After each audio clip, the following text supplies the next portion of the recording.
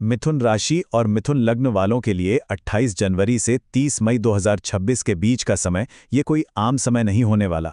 ये 123 दिन बहुत कुछ बदलने की ताकत रखते हैं। आज की इस चर्चा में हम यही समझने जा रहे हैं कि यह दौर जीवन की दिशा को कैसे और क्यों बदल सकता है। देखिए, यहाँ बात धीरे धीरे होने वाले बदलाव की नहीं हो रही है, बल्कि एक बहुत तेज, एक बहुत ही निर्णायक मोड़ की हो रही है। एक ऐसा टर्न जहाँ चीजें रातों रात बदल सकती हैं। और ये जो मौका है ना, ये हमेशा के लिए नहीं है। ये सिर्फ 123 दिनों की एक खास विंडो है, और यही बात इस समय को और भी ज्यादा कीमती बना देती है। तो चलिए जरा गहराई में उतरते हैं और देखते हैं कि इस अवसर का सबसे अच्छा इस्तेमाल कैसे किया जा सकता है। क्योंकि देखिए, ये भविष्यवाणी सिर्फ ग्रहों की शक्ति के बारे में नहीं है, ये उससे कहीं ज्यादा लिए गए फैसलों के बारे में है। असली यात्रा यहीं से शुरू होती है।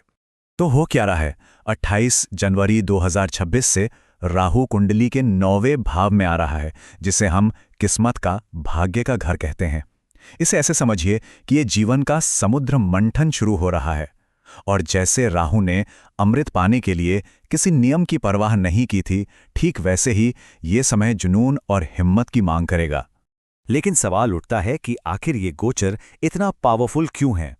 आइए उन 3 मेन वजहों को समझते हैं जो इस पूरी उथल-पुथल को जीवन की सबसे बड़ी जीत में बदल सकती हैं। एक तरह से ये आने वाली यात्रा का नक्शा है। पहली और सबसे बड़ी वजह है राहु की आजादी। राहु यहां पूरी तरह से स्वतंत्र है। वो अपने ही नक्षत्र में है, और ऊपर से शनि, जो कर्म के कारक हैं, करियर के घर से उसे सपोर्ट दे रहे हैं। इसका सीधा सा मतलब यह है कि राहु पर कोई लगाम नहीं है। वो अपनी पूरी ताकत से काम करने वाला है। दूसरी वजह है ग्रह की अपनी एनर्जी। इस दौरान राहु अपनी युवा अवस्था में है। ज्योतिष में इसका मतलब है कि वो जो भी नतीजे देगा वो 100% होंगे, आधे अधूरे नहीं। चाहे अच्छा हो या थोड़ा मुश्किल, रिजल्ट पूरी ताकत से मिलेगा। अब चीजें बीच में नहीं अटकेंगी, सीधे फैसले होंगे। और तीसरी वजह है 9वें घर की अपनी खुद की छिपी हुई शक्ति। देखिए, ये घर सिर्फ धर्म, कर्म या परंपरा का नहीं है, ये अचानक से किस्मत खुलने का भी घर है। तो राहु यहां आकर डराएगा नहीं, बल्कि वो ऐसे सीक्रेट रास्ते और शॉर्टकट दिखाएगा जो शायद पहले कभी सोचे भी ना गए हों। अच्छा, अब बात करते हैं कि इस पूरे बदलाव का दिमाग पर, सोच पर और शरीर की ऊर्जा पर क्या असर होने वाला है, क्योंकि ये बदलाव बाहर से ज्यादा अंदर गहरा होगा। जो मन पिछले कुछ समय से काफी बेचैन और भटका हुआ सा था, वो अब अचानक से बहुत ज्यादा क्रिएटिव हो जाएगा।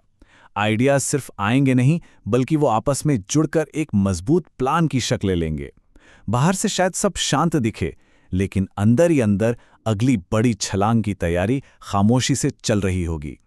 अब अगर सेहत की बात करें तो यहाँ सिग्नल मिले जुले हैं। खासतौर पर फरवरी के महीने में सिर, आंखों या नर्वस सिस्टम पर थोड़ा दबाव महसूस हो सकता है, पर घबराने की जरूरत नहीं है, क्योंकि 10वें घर में बैठे शनि एक शील्ड की तरह, एक सुरक्षा कवच की तरह भी काम कर रहे हैं। बस थोड़ी सावधानी बरतनी होगी। चलिए अब उस विषय पर आते हैं जिसका हम सबको इंतजार रहता है, पैसा और करियर। यहाँ पर जो स्थिति बन रही है वो बहुत दिलचस्प है, जिसमें बड़े मौके भी हैं और साथ में कुछ चेतावनियां भी। यहाँ एक तरह की खींचतान है। एक तरफ 9वें घर में बैठा राहु अचानक बड़े पैसे का योग बना रहा है, तो दूसरी तरफ तीसरे घर में बैठा केतु अचानक होने वाले खर्चे भी पैदा कर सकता है। तो यहाँ सबसे जरूरी सलाह यह है कि जैसे ही पैसा आए, उसे फौरन किसी ठोस जगह इन्वेस्ट कर दें, जैसे सोना, प्रॉपर्टी या कोई फिक्स्ड डिपॉजिट। करियर के नजरिए से देखें तो इस पूरे समय को हम 2 हिस्सों में बांट सकते हैं। पहला हिस्सा है 28 मार्च तक का, ये तैयारी का, रिसर्च का और प्लानिंग का दौर है। और फिर दूसरा हिस्सा शुरू होगा 29 मार्च के बाद। ये उन सारी योजनाओं के नतीजे देखने का समय होगा जब की गई मेहनत दुनिया के सामने आएगी और सराही जाएगी। और अब हम इस विश्लेषण के सबसे जरूरी और शायद सबसे संवेदनशील हिस्से पर आ गए हैं, रिश्ते। यहां पर जरा सी भी लापरवाही बड़ी भारी पड़ सकती है, इसलिए बहुत ध्यान से सुनिएगा। एक तारीख आ रही है जो बेहद बेहद अहम है। इसे कैलेंडर में अभी से मार्क करके रख लेना चाहिए। वो तारीख है 23 फरवरी 2026। इस दिन मंगल 9वें भाव में प्रवेश करेंगे, जहां पर राहु पहले से ही बैठा हुआ है, और इन दोनों के मिलने से एक बहुत ही तीव्र अंगारक योग बनेगा। तो इस योग से 3 मुख्य खतरों पर नजर रखनी होगी। पहला, रिश्तों में अचानक होने वाले विस्फोटक झगड़े। दूसरा, किसी छिपे हुए राज का या पुरानी बात का अचानक सामने आ जाना। और तीसरा, यात्रा के दौरान खतरा बढ़ जाना। इन सब के अलावा टेक्नोलॉजी से जुड़ी गड़बड़ियों, जैसे कोई गलत ईमेल भेज देना या डेटा लीक हो जाने का भी ध्यान रखना होगा। लेकिन देखिए, जहां कोई चुनौती होती है वहां उसका समाधान भी जरूर होता है।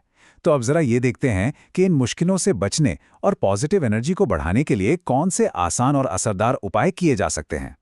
ये 5 बहुत ही सरल उपाय हैं जो काफी मदद कर सकते हैं। राहु के लिए चंदन या गुग्गुल की धूप जलाना, केतु के लिए तुलसी के पास घी का दिया जलाना, अंगारक योग से बचने के लिए हनुमान चालीसा का पाठ करना, बुध के लिए घर के खराब इलेक्ट्रॉनिक सामान को ठीक कराना और किसी भी सफर पर निकलने से पहले गणेश जी को याद करना।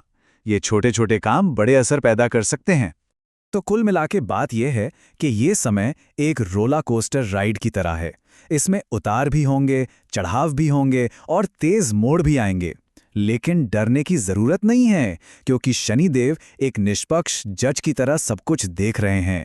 अगर नीयत साफ है और मेहनत में कमी नहीं है तो राहु नुकसान नहीं बल्कि उम्मीद से कहीं ज्यादा फायदा देगा। तो असली सवाल ये उठता है कि जबरदस्त ऊर्जा का इस्तेमाल कैसे किया जाता है। अगर इरादा साफ हो और कोशिश सही दिशा में हो तो ये समय वो दरवाजे भी खोल सकता है जिनकी कभी कल्पना भी नहीं की गई होगी। बस चलते रहना है, रुकना नहीं है।